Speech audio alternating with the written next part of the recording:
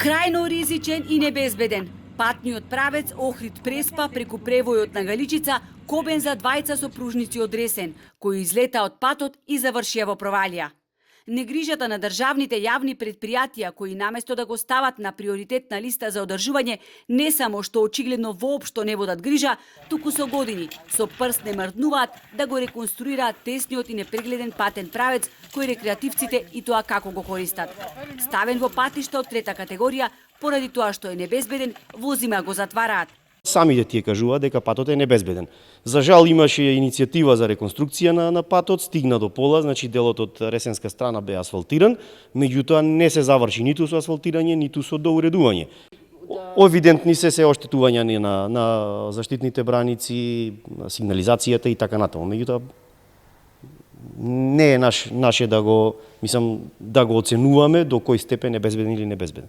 Во јавното предпријатие Државни патишта прашавме зошто не превзеле ништо за да го реконструираат овој фреквентен патен правец, кој ќе сноси одговорност за загубата на двата животи. Дали чувствуваат одговорност и каде ја лоцираат вината за трагедијата, но одговор не добивме.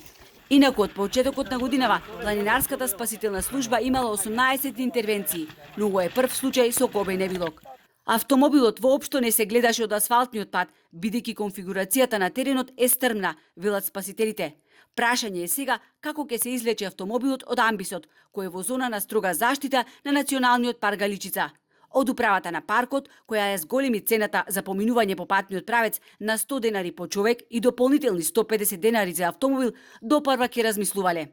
Од Националниот парк Галичица немаат идеја како ќе го извлечат автомобилот кој што падна во провалијата, се наоѓа на нагиб и представува потенцијална опасност, бидејќи лесно може да се излизга на некој од долните патишта кој и тоа како е фреквентен во овој период од годината. Да напомнам дека во овој момент автомобилот воопшто не е обезбеден.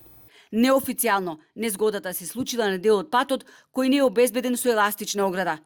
Во полициското соопштение стои само дека патничкото возило Volkswagen Golf го пронашле со помош на параглидеристи и дека синот на загинатите пријавил во полиција дека неговите родители ден претходно во 22 часот се оддалечиле од домот со возилото.